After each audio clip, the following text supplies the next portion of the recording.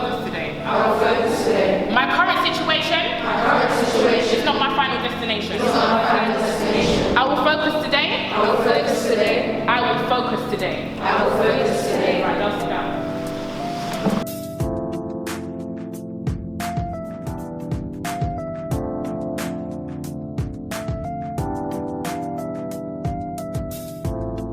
Alright, so this is a hall where my first talk was ever conducted, and it's crazy coming back here and just, I don't know how to explain it, come back here and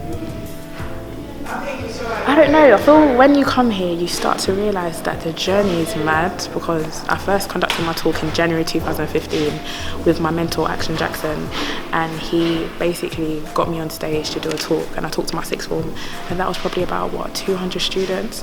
But now to know that I've gone and I've talked to thousands of people, I'm going to Uganda to talk to more, thousands of students in Africa, and since doing my first talk in St. Angela's, I've won awards, like obviously the biggest award I have to my name, most influential, most inspirational Black entrepreneur in the UK, under 21s, supported by 10 Downing Street, the Mayor of London. That is mad. And just knowing that now I've come back, I've not just come back as a speaker, but I've come back as an author. So just my journey in St. Angela's has been crazy. It's made me realise that if you put your mind to something and if you work hard, you believe in yourself, you can accomplish anything you want. I remember when I was in this school, I had a lot of people give me negative feedback, just basically saying, "Oh, Hayley, your speaking's not going to go that far." A lot of people are just like, basically nothing's going to happen. It's just a hobby, I would say, or it's not going to be as successful. I remember when I told a friend that I wanted to be speaking and they laughed in my face.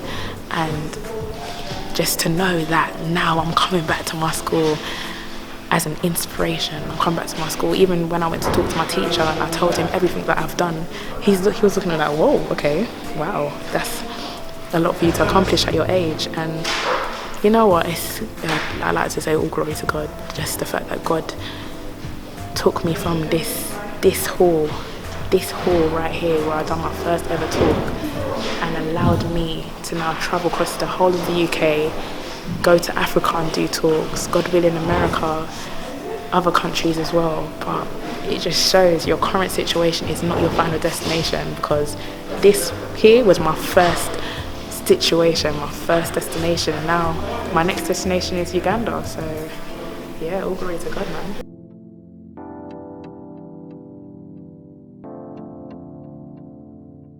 This is Russia. Russia was definitely the fun times of life, because Russia was when I used to mess around when I was in year 10, year 11. No, year 11 I kind of fixed up. It was year 9 and year 10 where I was very cheeky. So Russia, I think this is the time when I started to fix up. Russia was the time when I started to realise Hayley, you need to start thinking about what you need to do and start really behaving and just start getting yourself into life. And I'm honestly speaking, just looking at St. Angela's now, coming back as an inspiration, coming back as a speaker, coming back as an author. If you asked me in St. Angela's, when I was in St. Angela's in year 10, that if someone came and told me, you're going to be an author at 19, you're going to be an international speaker, award-winning, I would laugh in your face and be like, do you know who I am? That naughty girl that would run away from teachers when they asked me for my coursework. I would laugh, but all glory to God, this is what I mean. Your current situation, not your final destination. Right here, I remember when I ran for young mayor, I even got in trouble. I got basically people to line up and spell out Hayley on this call. If I can get the picture, I'll send it to you guys. And it's spelled Hayley, and now it's just kind of nice just to know that I've come back here, and I don't even know, I'm in awe. You can even tell my face, I don't know what to say, I'm actually speechless, because I'll never forget this when I actually spelled Hayley, and then everyone shouted, "Vote Hayley!" Because I ran for a mayor. And I remember the teachers, every single teacher came from the staff room to see what was going on. And then when they found out it was me that organised it, I got in so much trouble. They were like, "Hayley, you don't even know how to do that," because I've done it.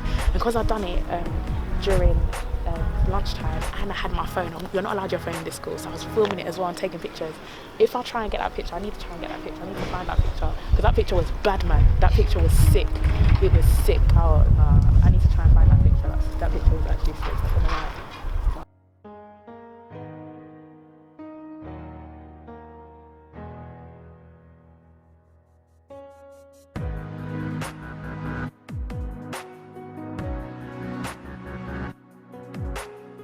My journey as a motivational speaker, I'll definitely say there's two things that have inspired me, and it's Alan Kamara and Action Jackson.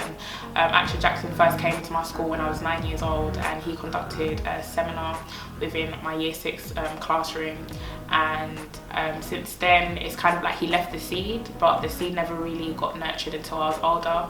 And then Alan came into my secondary school when I was in year 11.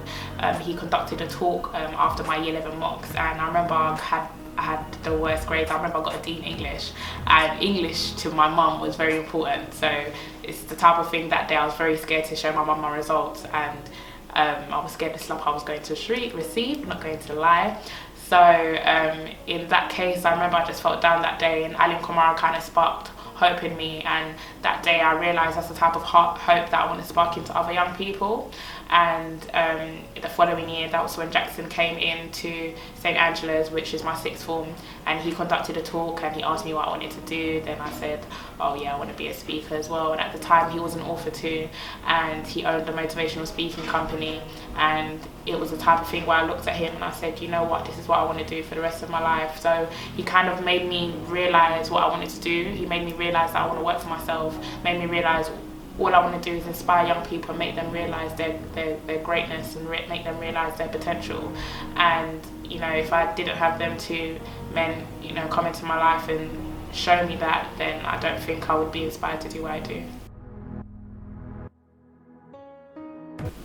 The first advice that I'd give to anyone who wants to do what I do, I would say invest in yourself first before you do anything else, simply because you can't pour water out of an empty water bottle, and the field that I'm in is actually very draining.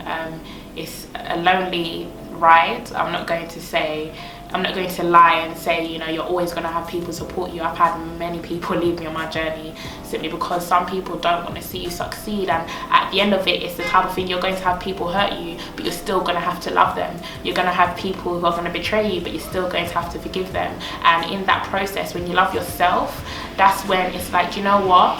I love myself enough to kind of let go of some people who've hurt me. I love myself enough to not be bitter. I love myself enough to know that I'm the best me. I love myself enough to know that not everyone is going to support me, so I'm going to support me. I'm going to hold me down. I'm going to be, you know, my biggest fan. So I'll definitely say the best thing you can do is love yourself. Number 2, I'd definitely say what would I say for number 2? Number 2, it's love yourself, believe in yourself as well. It's the type of thing where you can love yourself, but believe in what the dreams that you have, you know.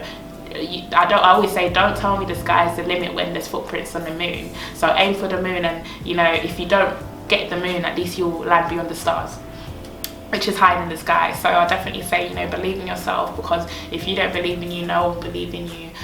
Know your why, know why you want to do it. As I said, it's a lonely journey. You will have people literally backstab you. You will have people try and pull you down. You have so many obstacles faced, financial obstacles, family obstacles. Life is hard, you know what I'm saying? So it's the type of thing where you will have obstacles thrown at you, and you have to know why you're doing it. Sometimes there's been so many things. I'm even going through things now, and there's things that I'm going through that, and it's demotivating. I'm not going to lie and say I'm always motivated and lie that and say that I'm always happy, I'm always in the best mood.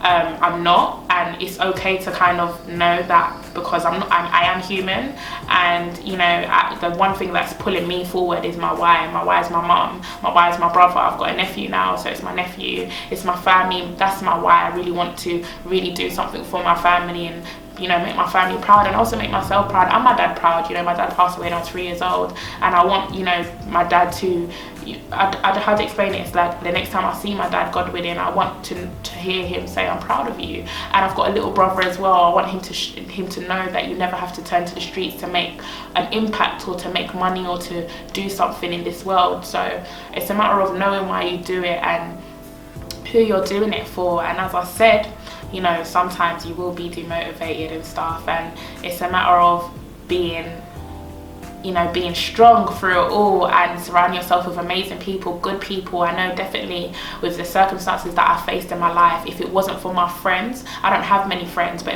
if it wasn't for the friends that I have, definitely my best friend Fiona, if it wasn't for her being with me along my whole life journey, I definitely know that I wouldn't have been able to cope.